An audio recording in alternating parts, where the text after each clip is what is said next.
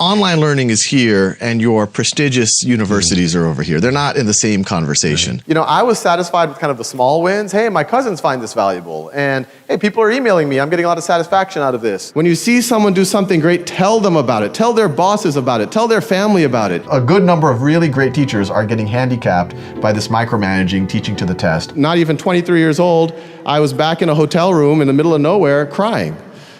Not knowing what I was going to do with my life. And the genie says, well, I've been listening in to your regrets. You seem like a good person. I'm willing to give you a second chance if you are open to it. What Salman has done is amazing. He's an American teacher, entrepreneur, and former hedge fund analyst. He's the founder of the Khan Academy, a free online education platform. Forbes magazine featured him on their cover with the title, $1 trillion opportunity. He's Salman Khan, and here is my take on his top 10 rules for success. Number 8 is my personal favorite, and I'm curious to find out which one you like the most. You know, if I and I used to be kind of quiet about this dream because it seemed kind of like a crazy thing. Maybe, you know, even last year it seemed crazy for me to say what I'm about to say. But now I think there's a potential for, you know, right now, online learning, no one takes it they take it seriously. They think it has value, but they don't. Online learning is here and your prestigious universities are over here. They're not in the same conversation. I'm hoping Khan Academy can turn into an institution that, I don't want to say rivals, but it's talked in the same conversation as some of these things that have been around for hundreds of years. In the places where you can learn. In the places where you can learn, you know, at a very high level. So you can start at arithmetic, but you can go deep, and it's a real learning experience. It's not something superficial. How did Ann Doerr and Bill Gates find out about you? I think there must have been some agency on your part that resulted in those two people popping up in your story. Yes, and especially about Bill Gates, about 40 people have taken credit for introducing him to, I haven't gotten, I've thanked them all. For Ann, it was, her daughter was, I believe she was in middle school in Palo Alto at the time, and one of the other mothers had told Ann that my children are really getting a lot out of this Khan Academy thing, you should check it out. And then Ann checked it out, and she, herself, because it's not just kind of academic math, there's stuff there about the financial crisis, about accounting, about kind of current events. And so she found herself spending like a full day on it. And so that's kind of what kind of inspired her to give the very generous donation that she did. Bill Gates, I mean, regardless of who introduced it, I heard someone at the foundation sent him an email, check this out. They knew that he's famous for reading a lot and liking online lectures and all of this. And they sent it to him, and the account that I heard is that he normally sends things back like, oh, I've already seen it, not a big deal, or whatever. Like, he's a really fast information processor. But they didn't hear back from him. They sent them the link. They didn't hear back from him for like a day. And then he emails back. He says, I just spent the last day on Khan Academy. This is which is, once again, a little bit, I still find that a bit of a stressful idea. But yeah, and that's what kind of catalyzed this whole thing. In terms of what I did to make that happen, you know, I can't say that I mean, what I did is I just kept going. I mean, you know, throughout this thing, most people thought this was a fairly crazy project. And especially because there's nothing really novel about the idea. The idea of recording lectures and even exercises, putting it online. I mean, people were talking about this since radio. Oh, radio is going to be the killer app for education, or TV. Now with VCRs, it's on demand. You know, even exercises. Steve Jobs famously thought the PC was going to be the treadmill for the mind. So these weren't new ideas. But I think it was just, you know, I was satisfied with kind of the small wins. Hey, my cousins find this valuable. And hey, people are emailing me. I'm getting a lot of satisfaction out of this. And I kind of said, oh, one day when I have kids now, but one day when I have kids, they could use these videos. How cool is that? And I think that's what kind of gave me the energy to just kind of keep going. And I think you'll hear in a lot of entrepreneurial stories, it's kind of just, as long as what you're doing is kind of unkillable, and what I was doing was unkillable, it was a hobby for so long, that at some point it finds its moment. And if it's destined to have a moment, and then people discover it, and it just kind of hits a hockey stick like that. I want to highlight there's something that you can do in your own way tonight. You can validate others, empower others, increase the net happiness, the positivity in the world. I mean, it could be as simple as your family's gonna have dinner tonight, and you go to a restaurant, and you see someone do something great. And too often, we kind of just sit back and say, oh, that was good service. Maybe you give an extra tip. You're at work, or you see a colleague who goes above and beyond, and you say, oh, that was pretty good. They did a nice thing. And what I hope, and this is something that I tell myself all the time, is don't just sit by and observe it. Recognize it. When you see someone do something great, tell them about it. Tell their bosses about it. Tell their family about it. And when you do that, all sorts of neat, exciting things are going to start percolating into the universe. Obviously, you're going to make that person's day. You're going to make their year. You might make their career. I've seen it happen before. You probably, in some way, will make their life. Even more, they're going to start doing that ultra positive thing more. The people around them are going to see the recognition they got for it, and they're going to start emulating it. And even though that wasn't your intent, you just wanted to highlight something good that's happening in the world, people will recognize that you are a source of positivity. And when you're a source of positivity, people will just naturally gravitate to you. What is it you know, what is it you do that somehow makes learning more attractive, more interesting, more satisfying, and more productive? You know, I don't know that I definitely have the answer. I have guesses. Well, guess for me. Yeah. I think it's, you know, I started off making it for my cousins. And so I kind of didn't care. And I was kind of like this liberated person. If someone had told me in 2004, I'm going to give you a couple $1 million, produce something that's going to reach millions of people, and Bill Gates is going to watch it and all the rest, I probably would have produced something different. I probably would have gotten fancy lighting and put some makeup on and got some computer graphics, and probably produced a lot of the education material that's already out there. These computer graphics, the next stage of photosynthesis is when the, you know, and, but I think the reality is that's what we all assume as good content, but when someone watches that, it's so dehumanizing. It's, you kind of check out. You're like, that's not talking to me. And so when I made it, it was literally just me in a room. People could tell it's just some dude. He's not getting paid. Who's making it for his cousins. And so they can tell there's a human element to it. They can tell that, you know, a lot of times when people are trying to get people engaged into math, they try to distract them. They'll do like a rap song, or they'll play all this music. And I think people find that patronizing. They're like, look, don't distract me. If math is good, it should be able to stand up on its own. You know, the traditional reform mindset towards education is, let's micromanage teachers more.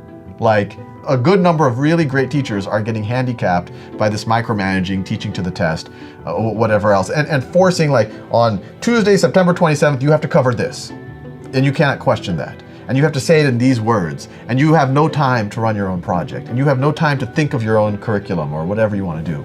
We genuinely feel like the teachers are getting liberated here. Do what you want on whatever day, and the students are going to do what they want on this day, and we're freeing tons of class time for you to do what I think you went into teaching to begin with. Like when I ran my little summer camp, and you know, I won't claim to have 30 years of experience and all the rest, but what was fun for me was not having to give a lecture on least common multiple, not having to give a lecture on probability, to know that that was out of the way, and getting to do this super fun simulation where the kids are trading pieces and others. And I felt like I was able to express my creativity. I was able to go home and say, what would be a really cool way to understand this concept intuitively? And when I went to classroom, that's what we did. And I felt like it was a much richer experience. And so we genuinely feel and we genuinely hope that it's doing that for teachers. And the teachers in Los Altos have expressed that they love, that they feel liberated, they feel like they have data that they never had before. It's funny, the 5th grade teachers, they teach all the classes because they're in elementary school, and they feel handicapped in their other classes now because they are doing that, the lecture. They are doing the stuff that I would say is lower value than what they're doing in their math classes, which is the projects, which are the one-on-one interactions. And so they're actually asking us as quickly as possible, when are the grammar videos coming? When are the grammar exercises coming so I can do more interesting things with that part of my day in class? Keep things in perspective. And I know we all say it, but it really, you have to keep reinforcing it. You know, everyone in this audience, you know, knock on wood, you're gonna do just fine. You're gonna have your 4-bedroom house. You're gonna have your car with power windows. You'll be able to go to SeaWorld whenever you want to. But along that way, there are going to be ups and downs. And actually, those ups and downs tend to happen a lot when you go to transition points, when you're entering the workforce, you're entering some type of a new phase in your life. And you just always have to keep on the kind of the long-term game, the end game. And you know, I'll tell you myself, I've gone through some fairly dramatic ones right when I was out the gate. This was 1998, I just graduated. I was a few months older than most of y'all, and some computer magazine had seen something I had done, and they wrote this neat profile about me. They called it Future So Bright, and I saw that magazine. I was very proud of it. I was like, oh, look, I'm set. I have this career ahead of me. I'm already profiled in a magazine, and frankly, I got kind of into myself, and that's okay. You can enjoy your successes, but I really didn't have any perspective, and frankly, it was a dangerous thing to happen, and to really put things in perspective, and I'm happy it did happen. 2 months later, I had kind of switched jobs and higher salary. I thought I was on the fast track, and I had a new boss. And on the first 3 days of work, he spent an hour just completely castigating me, essentially telling me that I was not worth his time, that I was incompetent as far as he was concerned. And so you can imagine, like a lot of his successful whole life, fancy degrees from fancy universities. 2 months ago, I was profiled in a magazine, and then now all of a sudden, not even 23 years old, I was back in a hotel room in the middle of nowhere crying, not knowing what I was going to do with my life, convinced that it was all the end of everything, that everything was for naught. And so you get through them, you wake up in the morning, things look a little bit better. A week later, things look a little better. You start circulating your resume around. I did find another job 2 months later. And it's okay. And the one thing I want to stress, because I've gone through ups and downs, and you only have one perspective for your own life, but I suspect many of y'all are going to have higher ups than I've had, and many of y'all are going to have lower downs. And I worry about that sometimes. The ones of you who have higher ups, just keep them in perspective. And it's inevitable. Some of you are going to race ahead and be so successful that none of us can imagine it right now. But keep them in perspective. When you enjoy the successes, but when your ego starts feeling a little bit large, keep in mind the sun will supernova one day. The galaxies will collide. We are these small little mammals on this small planet, or there's 100, 200 billion stars in the galaxy, in just our galaxy alone. And just have peace in the little success. And when you have a hard time, and you will, and those who will go through painful periods, you might stumble and start your first few times out the gate. Also keep in perspective that those stresses, put them in perspective of the universe. They are small. They're going to be things that you'll be able to laugh about, talk about 10, 15 years from now, or hopefully 10, 15 days from then. And this idea of making your videos funny or your lectures funny, where did that come from? And what are the funniest things you've invented there? Oh, I guess it was unintentional. I don't know. Maybe I have a little eccentricity that comes out every. It was a blessing. Those first videos were for my cousins, so I didn't think anyone else was going to watch them. So there's some times where I'm making a video and someone calls and I just answer the phone, or my wife comes and I'm afraid that she sees that I'm making a video again because I was spending all of my time. But no, I guess I have some quirks and it comes out every now and then. So tell us about some of the funny things you did on those videos. I just make random comments, wherever I think people enjoy that. Wherever I have a very open filter, so whatever's going on in my brain, I say. So sometimes I guess people find it entertaining. Imagine yourself in 50 years. You're in your early 70s. You're at the kind of you're near the end of your career, and we're very good. We have a few models here if you have trouble visualizing that. But imagine at that stage, you're on your couch, 2062, and you've just finished watching the State of the Union holograph by President Kardashian. And you start to reflect on your life. You start to think of all of the successes you've had, career successes, family successes, the great memories that you've had. But then you also start to think about the things that you wish you had done a little bit different, your regrets. And I could imagine what they might be. You'll wish you spent more time with your children. You wish that you told your spouse that you love them more frequently. You'll wish that you had spent more time and told your parents how much you appreciated them before they passed away. And just while that's happening, a genie appears. And the genie says, well, I've been listening in to your regrets. You seem like a good person. I'm willing to give you a second chance if you are open to it. And so you say, sure. And the genie snaps his fingers, and you blink your eyes, and when you open your eyes, you find yourself right there, right where you are right now, June 8th, 2012, in Killian Court, some crazy guy is giving a commencement speech, and you say, oh my God, I'm in my 20-something fit, pain-free body again. I'm around my peers again. This genius was serious. I have a second chance.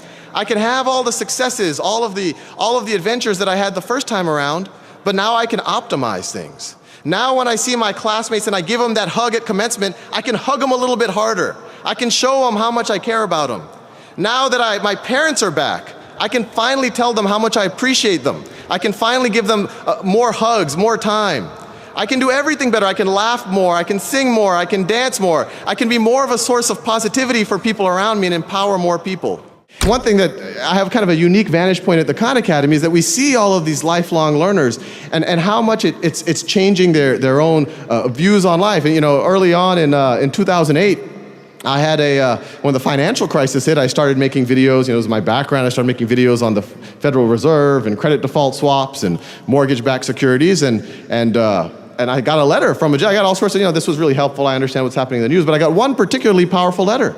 It was a gentleman who worked at I will say, an unnamed investment bank. And he says, thank you for that video on mortgage-backed securities. I now know what I do for a living. Which is, I guess that's more of a scary story than a good one. But it goes to the extreme. It's not just something that's going to affect you in a practical way, forward your career. Probably we get all sorts of amazing letters and testimonials from people around the world, but still the one that resonates in my brain the most, and it really is this testament to lifelong learning, and it really is a testament that it goes beyond the practical. It goes beyond what you might make use of. I got a letter also in 2008, a terminal cancer patient. She had 2 months to live. And she said, and it blew my mind, I've got 2 months. She said it in a shockingly positive tone. And she said, but my life's dream was to learn calculus, and Khan Academy's given that, and I look forward to spending the last 2 months of my life learning it.